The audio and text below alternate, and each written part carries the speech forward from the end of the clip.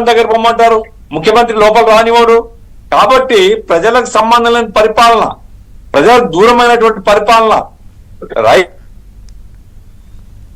వాళ్ళు కరువు ఇది వరదలు వచ్చి మొత్తం పంటలని నాశనం అయిపోతుంటే ఈయన కార్పెట్ వేసుకొని పరిశీలన చేస్తాడండి.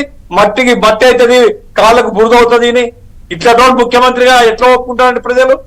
రైతులు వాళ్ళ జీవితాలు నాశనం అవుతుంటే వాళ్ళ పొలాల్లో దిగి చూడడానికి ఇతను పోడు.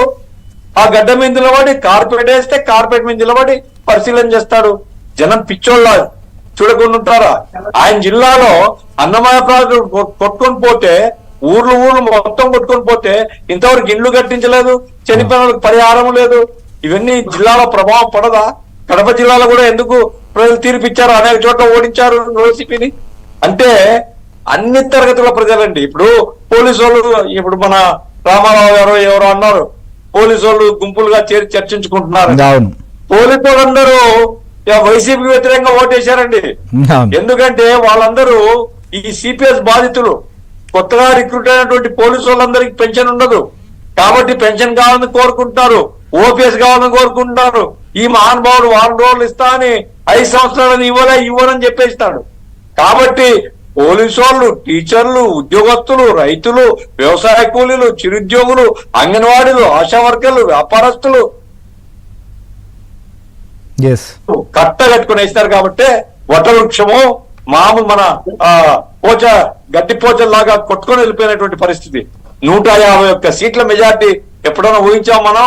అంత మెజార్టీ రోజు మొత్తం గాలికి కొట్టుకొని పోయి చెల్లా చెదరవుతుంటే అన్ని తరగతుల ప్రజలు తమ యొక్క జీవిత అనుభవంతో విసిగిపోయినటువంటి పరిస్థితిలో ఈ ఓటమి అనే దానికి కారణమైనారు. కాబట్టి ప్రజలు ఏ ఒక్కరు సంతృప్తిగా లేరు అనేటువంటిది ఈ సందర్భంగా తెలుసుకోవాలా. దీని నుంచి వాళ్ళు లెసన్ నేర్చుకుంటే, ఎందుకంటే ఇప్పుడు లెసన్ నేర్చుకోవాలా. వాళ్ళు ఈసీని తిడతారు, చంద్రబాబుని తిడతారు, లేకుంటే ప్రతిపక్షాలను తిడతారు, అంతే తప్ప లేకుంటే మిమ్మల్ని తిడతారు.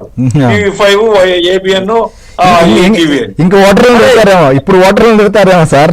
ఇప్పుడు ఓటర్లు తిడతారు. కాబట్టి ఇంతసేపున్న ఆత్మస్థుతి, పరనింద అనేటువంటిది వదులుకొని వాళ్ళ ఓటమికి కారణం వాళ్ళే. వాళ్ళ యొక్క స్వయం కృతాపరాధము, వాళ్ళ విధానాలు, వాళ్ళ అహంకారం, వాళ్ళ ప్రతీకారేక్ష, ఇవన్నీ ఆత్మహత్య చేసుకొని నమ్రతగా ఉంటే నాకొకటి